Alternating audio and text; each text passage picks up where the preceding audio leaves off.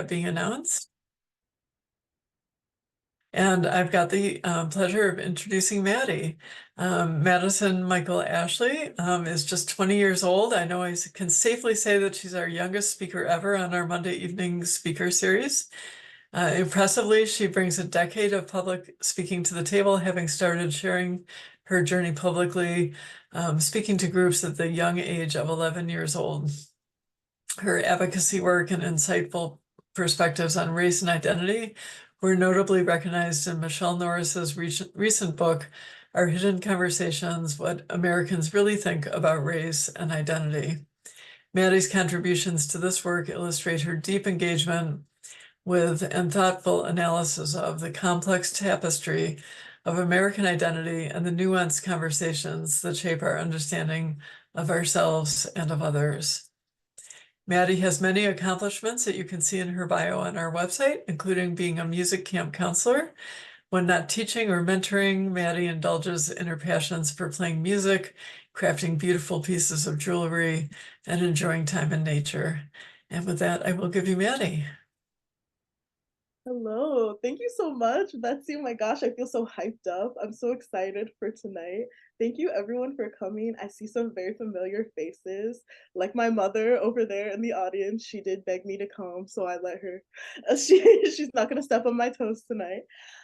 Thank you so much for coming. It is seriously an honor. I have been like fangirling over this because, as some of you know, I have gone to Adoption Network Cleveland's support groups since I was like a wee little tot, and I've been speaking on panels for prospective adoptive parents since I was like 11 years old. So I'm no stranger to talking about adoption and sharing my story, but it's always nice to do it in the comfort of such a lovely crowd of people. So thank you so much for coming tonight. I'm so excited. So number one, I just want to start off by introducing myself. I'm Maddi. Betsy kind of did the majority of the work for me, so thank you for that one. But I was I'm an adoptee. My birth mom is here, or I'm sorry, my adoptive mom. Sorry, my adoptive mom is here with me tonight. But as I said, I've been speaking about adoption for a long time now. I also want to say before I get into my story, it is one I share. This whole talk is about the duality of my story with my birth mother. And because she's not here tonight and doesn't have the space to advocate for herself, I want to just make sure that I let everyone know that I'll be speaking with I statements and that this is my experience in our story and that my experience does not speak for her and that she should be allowed to tell her side of the story the way she feels it. So I just want to say that. And then also, I want to let you know, feel free to pop questions down in the chat below. I'll probably go ahead and I'm not ignoring you, I promise, but I'll probably get to them on our second half of our conversation tonight. I want to start off with talking about how untraditional adoption can be. I don't think I'm a stranger to that. I grew up homeschooled, very unconventional, kind of like rabid out in the woods lifestyle. So that is like, I think I grew up not fitting the mold of what you'd assume a family would look like, which I think can be very relatable for a lot of people. I want to talk about how much I view adoption in a lot of ways as a superpower. As an adoptee, I've always lived with the ability to feel intense duality in my emotions and my feelings. I think that finding labels to put on roles in adoption is really hard. Even when I talk about like my birth mother, like what does that really mean? Like who is that person to me? How does she mother me and what does being mothered look like? So I think that that is really interesting and that is something that like in everyone's story that is different. So I want to talk about that. I think that is my superpower in being able to live within intense pain and intense love. So let me go ahead. I want to make sure I stay on topic here because I want to be able to get through my list. Growing up in an open adoption with my birth mother, I struggled sometimes with feeling like an adultified child. I think a lot of the time, because she was so young, it felt like I was doing the bulk of the emotional kind of grunt work because as my young child self, my feelings felt so intense. And I was really doing the work. Like at that age, I was going to adoption groups. I was really doing the work to understand what my identity was in regards to being adopted, being hers, and being, my adopted families. And also, I know some of you have already seen me cry. So if I tear up or choke up a little bit in the story, it's very emotional. So uh, I'm sure I know y'all won't judge me. But yeah, I think that it can be really hard because now standing where I am, I could see how she was feeling a lot more. I have a lot more empathy for her, but I also want to give myself the room to feel whatever comes up in the moment. So, like, when I say adultified, a lot of times, I would be the one person who would be like, yes, let's have these intense conversations about this experience. But that's a very complex experience for her and for me. And sometimes I don't think she's always ready to have that. So I think that I struggled with that a lot as a child and feeling like I was kind of running circles around our pace of like healing and understanding. And she would always tell me how much of an adult I seemed just because of the way I could process those emotions. But I think growing up with it, it's almost like an unnamed feeling of like her role in my life because she was not mothering me, like, dealing with my crying outbursts and feeding me lunch, like, but she was mothering me in a different way. And I think I understand that more now, being the age that she was when she placed me. It has really kind of opened up our relationship in ways I really like didn't understand as a child. So, like for example, I felt like when I kind of introduce her as a person, people would oftentimes like expect me to have like specific like roles for her in my life. Like, would she be like to be a mother, do you have to be, you know, like the person doing the emotional grunt work? But I think that really changes in everyone's situation. Let me go ahead and put my notes here. I want to make sure I'm not going off topic. And okay, yes, this is the one. I apologize.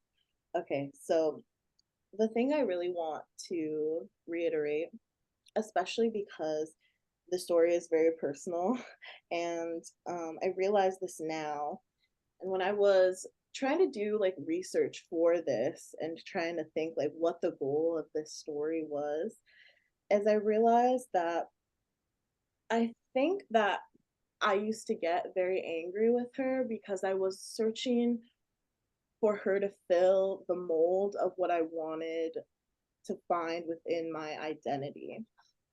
I really wanted her to be able to have like those answers for me about like why we are the way we are, and like even beyond physical things like why we look the same or sound the same, or like my mom always tells stories about like us humming the same way, like those physical characteristics. I feel like I really wanted to know like why I felt this uncomfortable gaping hole in my heart in certain aspects. And that is something I actually realized very recently because I was trying to put into words like my anger I felt as a kid.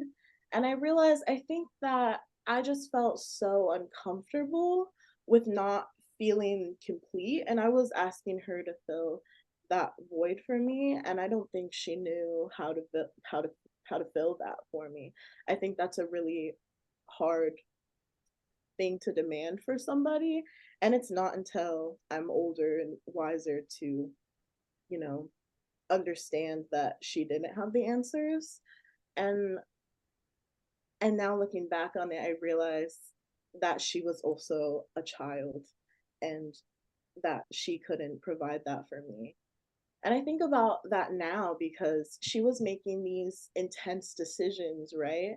And I sit where I am in my, house with 4 roommates, and I'm like working minimum wage, and I realized I'm like, wow, I could never do what she did. Like, if I was in the same position, I absolutely would not know how to, like, look at this child and, like, answer those questions. Like, that is just way too much. So now I feel a lot more empathy for her, and letting myself have room to feel that anger is really important. But I think the main thing I've learned from our growing relationship and, what actually me and Betsy were talking about before this of, like, how the chapter is not closed and I'm still learning and growing and figuring things out together with her, is that I'm allowed to have room to feel every single emotion. That is something I think that as an adoptee, I would never give myself, is I think we ask a lot of ourselves in feeling like we have to be constant, like, I've dealt with this now and now I'm done. When, as you know, if you are connected in adoption in any way, those feelings are ongoing, they're ever changing. The more you figure out about yourself changes your perspective. There is like not one part of this experience that has not changed over even the course of a month. Like, there are some times where I don't think about adoption at all, and sometimes where I'm like, wow, this cannot get off my mind. So I think the main thing I've learned in our relationship growing together is being able to hold room for all your complex emotions and identities. And actually, one thing I really wanted to tell everyone was a piece of advice that my birth mother gave to me that I have been holding on to for, I think she told me about a month ago, and it has not left my mind. And it's now something that I will live my whole life by. But she told me that the greatest thing in life is to be able to give yourself time and being able to give yourself the grace to sit with a decision before you make it and see how it feels in your body. And when she told me that, I was like a little bit like broken inside. I was like, "Oh, this one hurt a little bit." but but I think she is so right. Like, I could not agree more.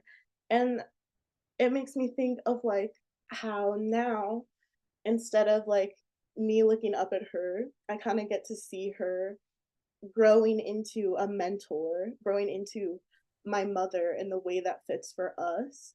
And now it's like something I will like I'm about to get it tattooed. Like, it is my motto. And being able to sit with my feelings before I make a decision, because I know that that is something that she wished she would have done. So that is my main little tip of advice that she gave me that I always live my life by. Um, and it really makes me think of the way I kind of get to see her child self, because a lot of times now when we talk, I see so much more joy as she's grown into herself, because now she's 39. I think she's 39. She's almost 40. Like, I have watched this girl grow up like she's watched me grow up. And so I I find so much joy in watching her come into herself the same way she has seen me grow into myself. And I've told everyone this. Sometimes I feel like I see like a child version of herself. Like, she looks just like her little baby photos. And it's just like it's a joy. So I guess the more the story is like trials and tribulations. You know what I mean? There's so much that I love to see and so much that has been so painful. But yeah, it's been so so lovely in so many ways. But yeah, I just love watching her experience joy and also see the ways that she's come into being my mentor.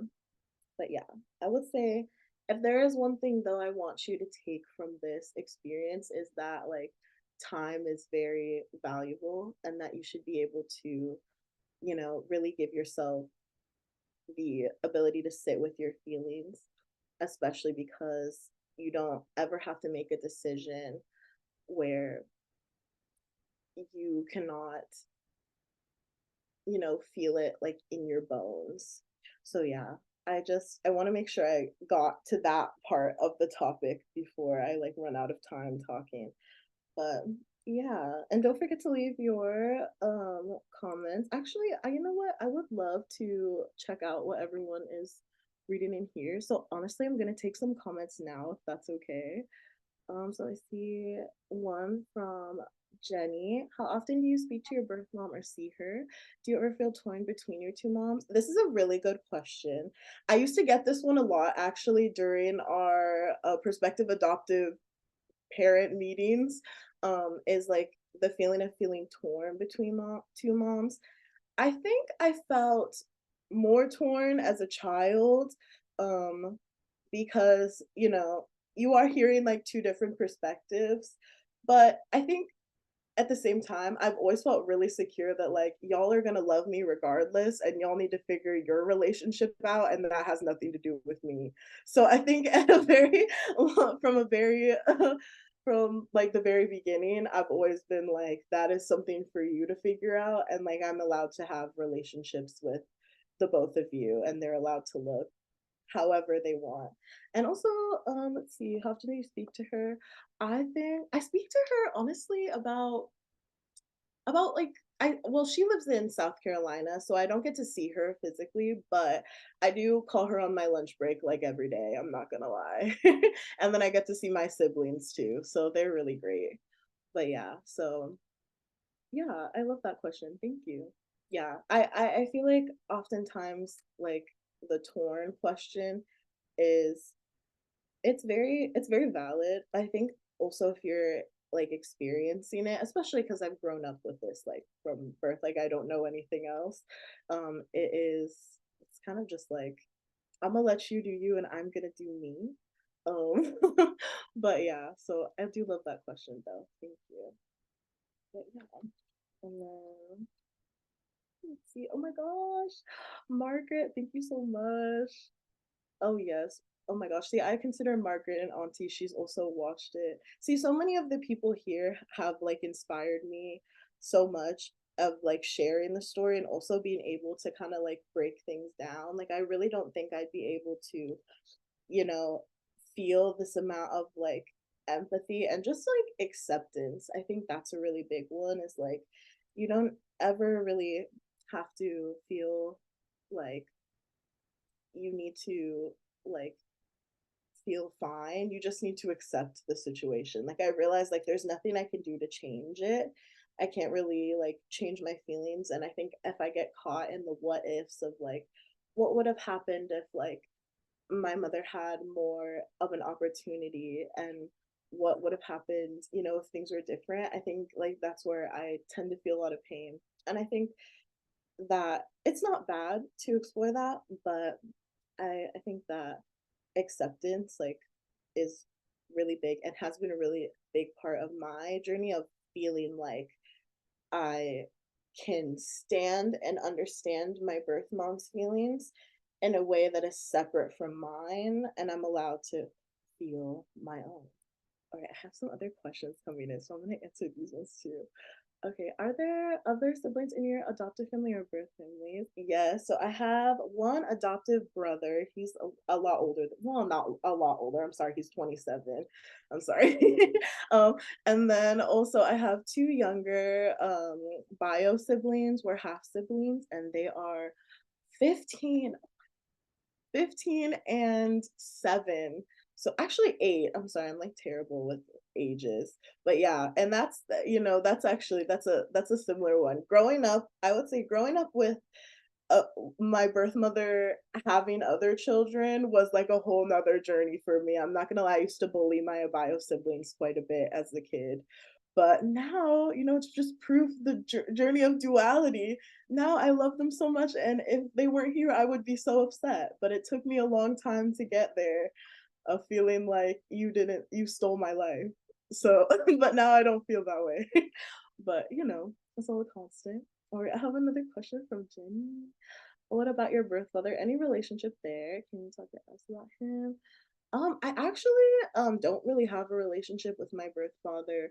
Actually it was a mess. It was messy of me, but I found him on Facebook and I was like, actually I found his wife and I texted her and I was like, "Hey, like this happened." And then I was like, "Actually, I changed my mind. I don't want to have a relationship with you." So I kind of cut things off there, and I have his number, but I haven't felt really called to engage in that.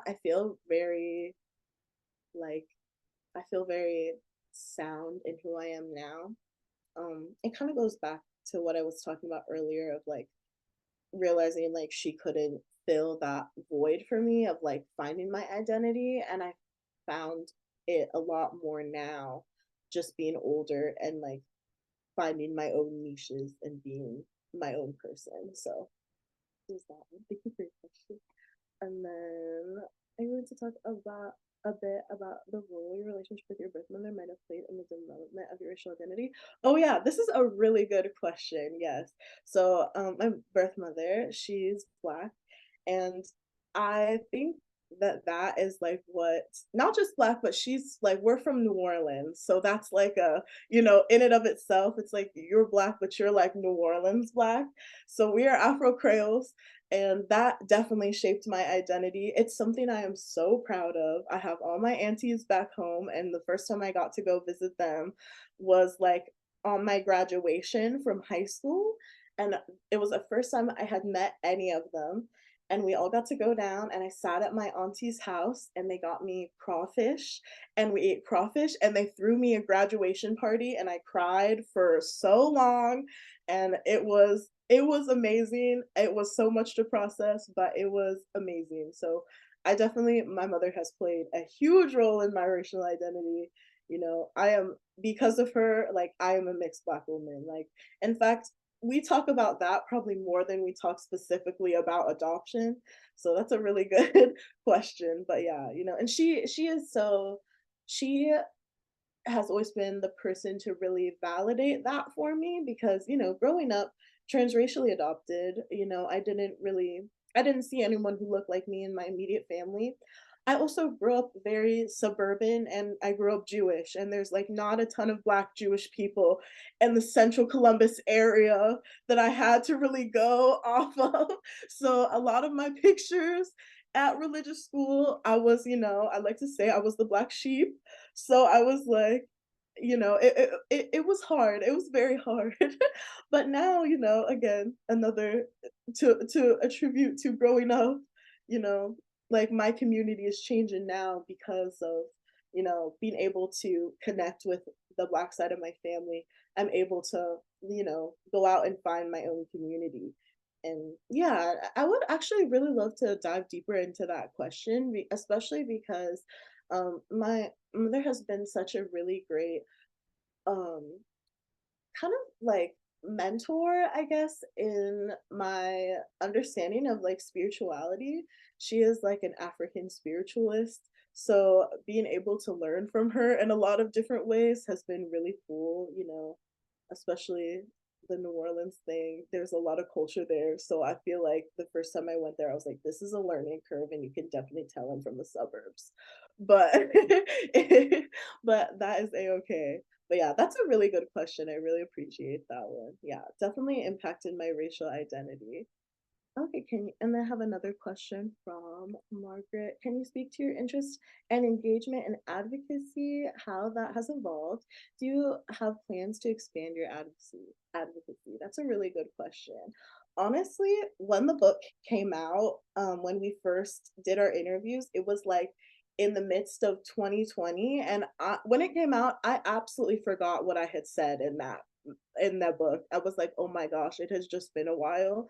Um, so it kind of got me to like jumpstart my feelings on like social advocacy, especially around adoption, because one of the things that I had to really learn, especially growing up so young talking about it, is that I have a right to what I want to share and what I don't want to share. And that it really took some understanding of like when I'm allowed to cut things off and what people are allowed to know and what people aren't allowed to know. I think it's really easy just to like be talking and just share everything. And I had to learn for a while, like, that nobody is entitled to my story. And also, being doing that from such a long from so young, it was kind of hard because at the same way, like adoption is such a passion of mine, like talking about it and adoption advocacy is such a passion of mine. But, we don't owe that to anyone. We don't owe the work to anyone. It should, come from that genuine interest. And sometimes it's like really hard to feel like you're obligated to share. Um, yeah, that's a really good question. I think, how's that advocacy evolved? I think, I mean, in terms of evolving, and growing, I get more opportunities to do things like this. I get to share my story as my own person instead of through like blogs about me, or even in like the book with Michelle Norris. Um, After that book, and I love it so much, I was like, wow, I think like I should be able to tell things from my perspective now that I am like a whole autonomous human being. And I need to push my story forward because nobody can tell it up like I can. You know what I mean? So yeah, that's a really good question. Thank you. And I have one from Betsy. Can you talk about participating in the book and more about what the book is about? Yes, I can. So the book is about kind of more about the complex relations between like racial identity in the US. So the book was posed as a question um, towards like strangers on the street of like what race like plays in society. And I forget the exact, like, I don't want to, the way she wrote it is so beautiful, I don't want to butcher her words, but if you look it up, you can see like the postcard she wrote out, and the question is just like very just like, what does this mean to you? And then she'd have all these people send in what like race meant to them, and she kind of got to compile all of these stories together. So me and my mother's story is part of the book, and we focus on half-price adoptions, so the racial inequities in the adoption industry, because we all know it is an industry, it is a money-making machine, and that's the part that can get me really fired up. Yes, our hidden conversations, Michelle Norris. Yes, no relation. Oh, two Norrises in the house. I love that. but but yes, our hidden conversations. If you look it up, I would love it if you would read it. It is really interesting. It's a really good coffee table book. You can really start anywhere, and all of the stories are really human and really interesting, and it really makes you think. So yeah, so we had the part about half priced adoptions. There's a couple other black adoptees that are also in the book, talking about, just like the inequities that we face being adopted, and like the the price gap that we face in our adoption. And in the book I talk about joking about it with my family. I would always say like, oh, yes, like, I'm half price, like, you have to buy me chips, mother, because you already got a discount. So, it's very human, it's very fun, and it was a pleasure to be in the book. So, yeah, I would definitely, if you haven't checked it out, you definitely should. I do, now I love talking about it. I'm always trying to, like, slowly creep back onto my own little topics now because I'm like, I'm gonna, I gotta make my little name for myself, like, and really like showing myself that I'm allowed to talk about my story because, even though my mother's here in the crowd, she wrote a blog about me since I was very little. So I'm like, at this point, I'm like, I was like, where's my check? Cause because it's my time. I'm allowed to share my story. So yeah, thank you for that question. Also a very good question. But yeah, I would definitely say read it. I don't want to butcher any of the beautiful lines Michelle Norris has wrote down in that one. So I would say if you have an interest in it, it's definitely good. And then let's see another question here. Understanding that adoption is an industry, what do you advocate? Oh yes, okay, that's a really good question too. Yes, so growing up knowing that like adoption is an industry and it makes money, I think the advocacy that I would work towards is like, I'm not gonna lie, like, I have a really complicated relationship with this because at the same time, you know, there's so much pain. And a lot of times, without speaking too much towards my birth mother's story, I know that she wasn't treated as fairly and as ethically as she should have. And that really had led towards like her decision. So I think a lot of times when like talking about like advocacy for like adoption, I'm not always pushing like pro adoption. I think it's really hard to kind of get it right in the terms of like what does that mean, like get it right. But I think that I'm more push for understanding the nuances and how complicated it is and to really value the voices of like birth parents and adoptees. If you're a prospective adoptee or an or aspect, oh my gosh, I'm so bad. Prospective adoptive parent or an adoptive parent, like listening. But yeah, I guess I don't know if that answers your question fully. I just think that, you know, knowing that this all happens because of money, it can be really hard not to participate in like certain parts of like coercion, honestly. So yeah, I think that that's a really tough question. I wish I had a better answer for you because that one is I struggle with that, like wanting to speak about adoption and also being like, wow, this is like really painful. I think a lot of us can understand that. But yeah, so thank you. Let's see. Is there any more questions? I have some little ones here that I was thinking about. I can just go ahead and chat with you guys a little bit more about what it was like to kind of grow up speaking about it. I know I touched a little bit on how like easy it is to kind of like word vomit your story without having, you know, the understanding that you don't owe anyone anything. I'm even trying so hard now not to because it's so hard to just be like, this is my life from like front to back and everything and this is every single detail, but I don't always owe that to everyone. So I'm trying my hardest not to be, I'm trying my hardest not to kind of, you know, make myself push myself to say anything I don't want to say. And I think also like even with that, like trying to take my birth mother's advice of like really sitting with it. But yeah, so with that. Maddi, I had a couple questions. So one is, and you don't have to go into this if you don't want to, but I don't, you mentioned half price adoptions in the context of the book, and I'm not sure that that's a term, like I would think some people on the call might have to kind of think about, oh, what's she talking about? What does that mean? Do you want to explain that? Are you comfortable talking about that a little bit more? Thank you. Yes, I'm so sorry. I'm like so used to chatting about the book. I need to let me do some definitions. So, half price adoptions is the chapter of our story in the book, And basically what that means is that there is like a price difference between really any child connected to blackness or being a person of color versus like white children who are adopted.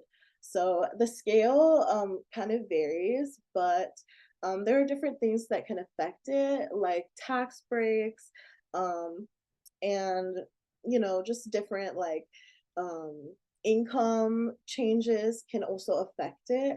And it's kind of a double-edged sword because a lot of the price differences are to help families who wouldn't be able to afford adoption participate in adoption. So there's parts of it that are like trying to be, more equitable and allowing people in.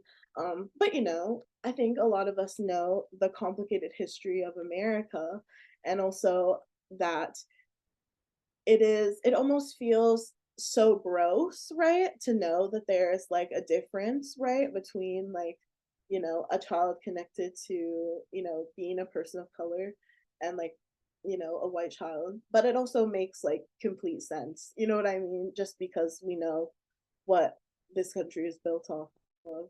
So yeah, at the same, yeah, I see some nods in the in the thing. It's like we're chatting one on one, but yeah. So I think when in terms of half price adoption, what I mean is um, the the difference in price when connected to being a person of color, especially being black. Though I am a biracial person, which gives me a certain amount of privilege, absolutely. Let's absolutely talk about that. Um, it is a factor in my price and how much I was and how available I was to being adopted by, also like middle class white families. So yeah, it is a hard truth. It kind of goes into that industry question of like, again, like that's kind of like the dark underbelly that is disguised as like a happy family moment. It's like, ooh, we always have to know, like it is there's so much good, but it is ultimately about making money. Okay, I have a little okay, let me read this question here. Thank you. Laureen, am I saying that right? Can I get a nod? Is there that one? Oh, if you don't have your camera on, that's totally fine. Laureen.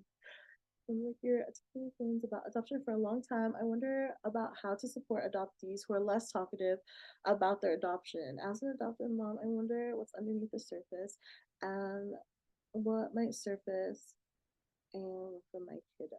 Okay, gotcha.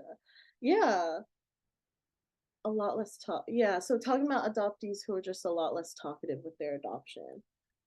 That's a really good question.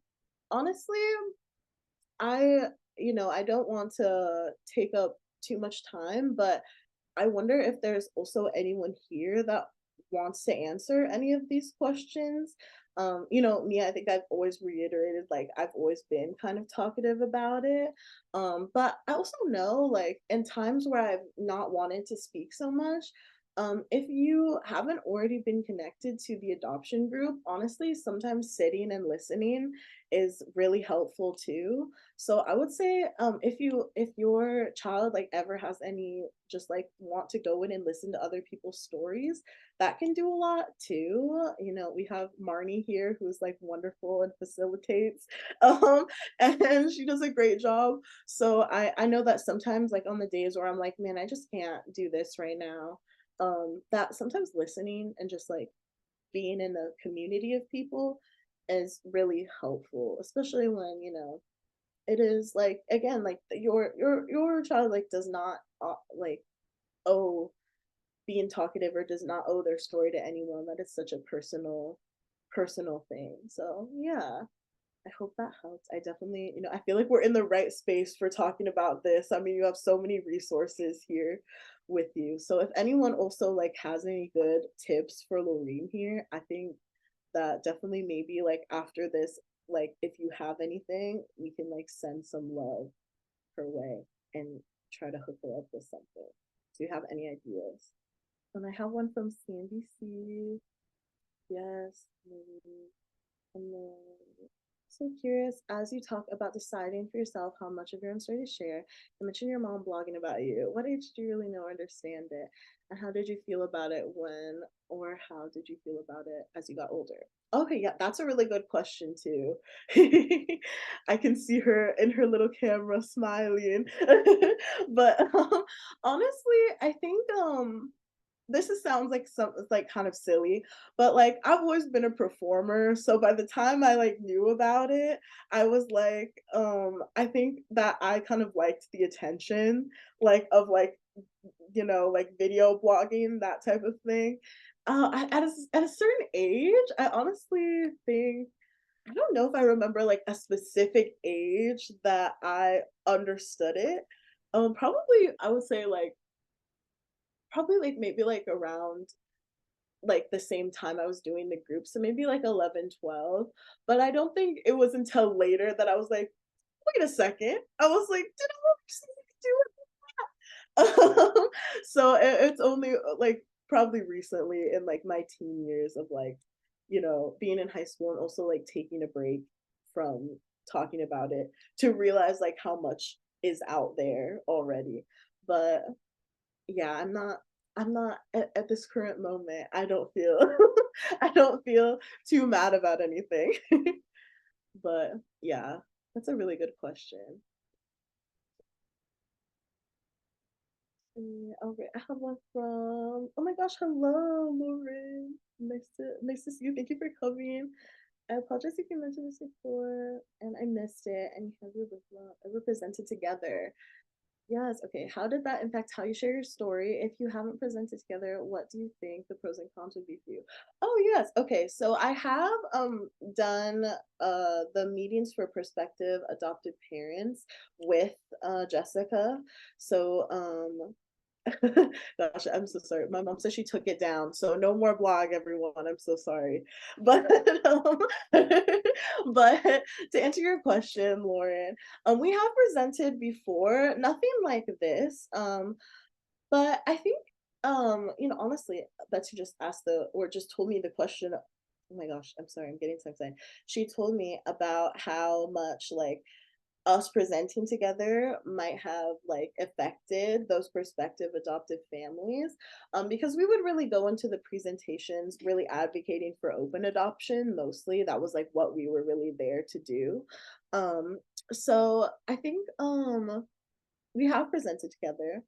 I do think the pros are it really, shows like being able to present with a birth parent really shows like how your relationship looks together sitting side by side. It's kind of funny too because me and my mom look exactly alike. So like if I saw her on the street, I would be like, "Oh yeah, like I am absolutely related to you." So I think it really puts things in perspective. It's also I would say it's also fun because I think we don't get to hear from birth parents a lot of the time in those meetings, especially. There's not a lot of birth parent voices that I heard when I went to those meetings. So I think, it's just more of a well rounded like experience. I think people should be able to hear from all sides. So those are the pros. The cons, I would say, is like even, like having your parents with you, like I I would get sometimes nervous to speak like my full truth at those ones, but I also knew like in that specific context, I'm there to talk about, you know, my story, but also about like open adoption specifically. So in terms of like, being able to like set boundaries with people about like certain parts of my story, that I think that was totally fine. Like I would I think there was definitely more pros than cons.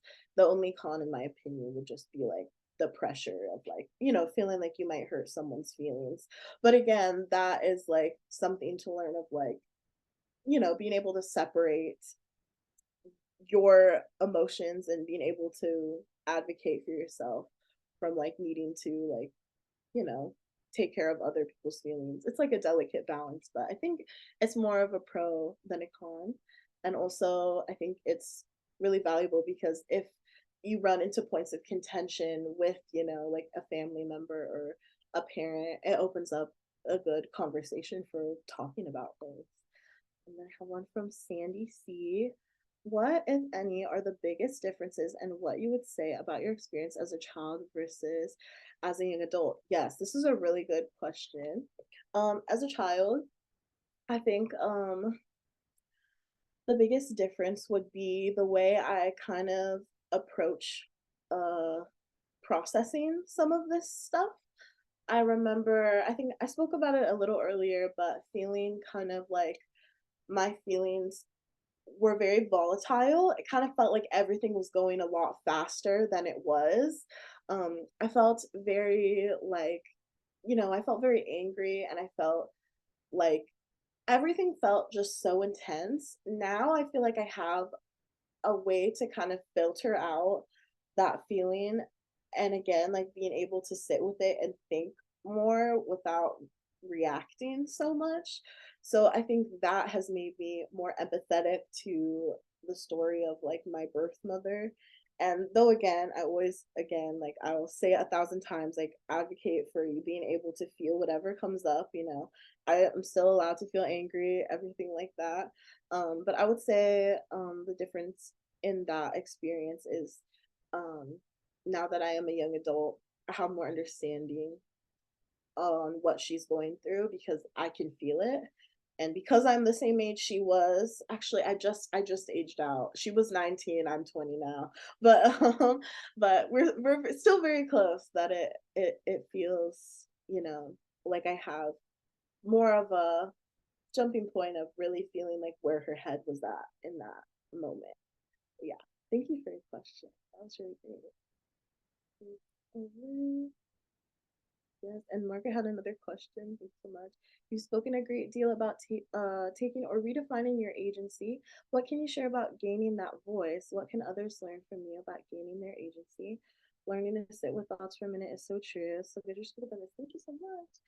I'll let you notice. Thank you. Yes, okay. I have spoken a great deal about agency. That's like my goal for myself in my 20s is setting boundaries with everyone. So that is my big goal. What can you share about gaining that voice? I really think it takes time. It's also taken those really hard conversations with my birth mother that I'm able to have now on a more equal playing field. Um, I think when we would have those conversations when I was younger, again, like towards the beginning of the talk, I kind of felt like I was really running circles around her in like emotional maturity and being able to talk about this, but um about those really hard topics. So I think that is something that is really like good for you to focus on when trying to gain agency, is like not being afraid of asking questions, like regardless of like maybe like the fallout you might receive from it. Like I know there's been so many things I was scared to ask her as a kid that now I can bring up a lot more freely with the way our relationship has changed. I'm not really I'm not asking her to mother me in this specific way. And so like being able to, have our relationship look like whatever it feels good to us has been, I think, probably the biggest thing in gaining agency because I have more confidence now when I talk to her and I'm not trying to, really like, for example, I would feel very stressed sometimes when seeing her, like because I felt like I would never have enough time. And now I think now that I'm, a bit older, it is it is easier to take my time. But yeah, I'm sorry, that was kind of a long way to say that. And then I have another one from Mary. There are some who see the North American slave trade as the root of adoption, family policing, and separation. The podcast Adoptees Person is a great resource. Oh, that's great. I'm gonna write that down right now. Oh my gosh, I almost grabbed my eyeliner, not my pen. Sorry. Maddi, I'll send you the whole chat. You don't need to write it down. I'll make sure you have everything Oh before god, we're done. back. Um, Go ahead and put any more questions. I've got a question in the meantime. I found it so interesting kind of early on, and then I think you referred to it more recently too, but so many adoptees upon having reunions as adults and not having that open adoption experience feel really torn between their birth family and their adoptive family, and this dual loyalties, the split loyalties. And so I find it really interesting. I loved what you said about that you figured, you knew from an early age that both these families are going to love you, and you gave yourself a lot of space to be however you wanted to be, because you felt secure. And that's something, from the adult adoptee perspective, struggling through reunion in my 20s, that, I can really celebrate for you. As I guess that's not a question as much as a comment, but thank you. You. I appreciate it. Yeah, I will say, I think it's my story's a little different just because, my mother like does this for a living. So I think it's like easier for me to have resources when it comes to adoption to feel that way, like it's not a stranger, it's not a taboo, you know what I mean? Um and sometimes like there is a it's a generational thing between adoptees of like closed versus open adoptions, like so I think especially like talking in the adult adoptee group, that is one thing I found so interesting about us as a community too, and the way things are different, because like yeah, for me it's like that was a no-brainer, but that could absolutely be different. Everyone's story is so different and situation is so different. So thank you. That really makes me think too about that. And yeah, thank you. I appreciate that.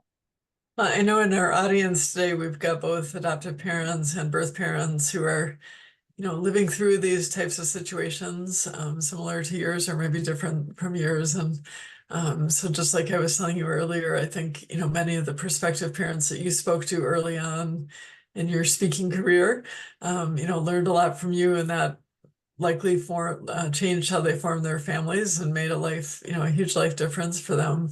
And I think likewise this evening. So we have time for probably a couple more questions if anybody's got any burning things. I do actually. If anyone does have anything, feel free to pop it in the chat. I'm just gonna address this one from Jenny here. I appreciate your comment too. I think being a biracial person as well, that comes with its whole other set of like identity challenges too, and being, like again holding that duality. So I appreciate it. I hope that you enjoy. So thank you. Biracial daughter team. Yes. Like, any other questions?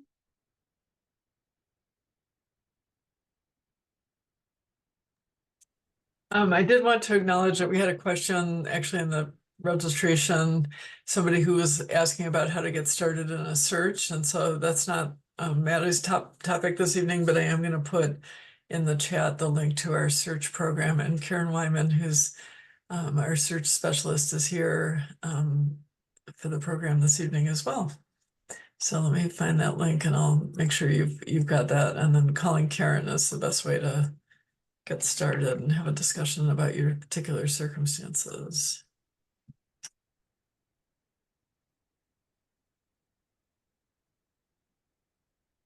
Mm,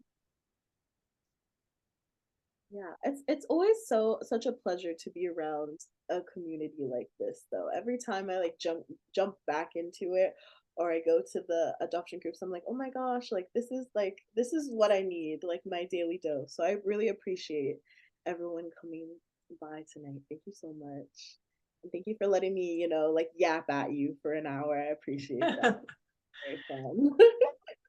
Well, Maddi, since you said that, one of the things that came up for me listening to you talk, and I should have thought about this a month or two ago, but one of the things I've always thought would be really great to have on our speaker series is a full open adoption triad. So like the adoptee and their birth mom and adoptive mom or dads or whatever it is.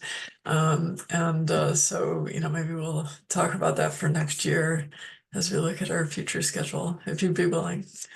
Yes, absolutely. Again, I'm like a big fangirl about this. So I was like, when I was like, oh my gosh, I'm gonna scream. So yeah, that'd be amazing. So much, Well, thanks. everyone. You got all kinds of fans in the chat making comments. So I did put a quick survey in the chat tonight. We do a survey after each of our presentations, so you can let us know your thoughts.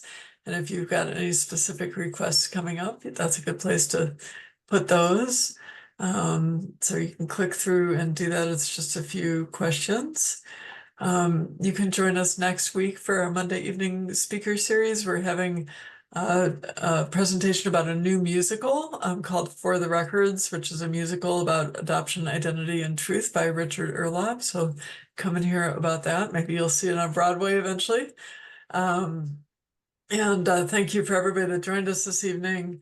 Thank you to Maddi for sharing so much and for volunteering your time to be here and for your passion for these topics. It definitely comes through, and we really appreciate that.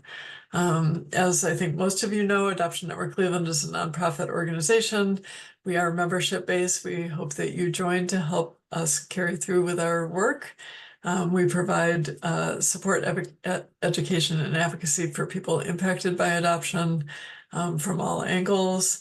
And I think I put the link to our program offerings. I'll put it in now if I didn't, so you can see what else is coming up beyond our Monday evening speaker series. We have the types of discussion support groups that Maddi was talking about, having gone to for many years on and off, and lots of other programming as well. So thank you for being here. And Maddi and Don, if you want to stay for a minute, I would love to have an after program chat with you. But thanks everybody for coming.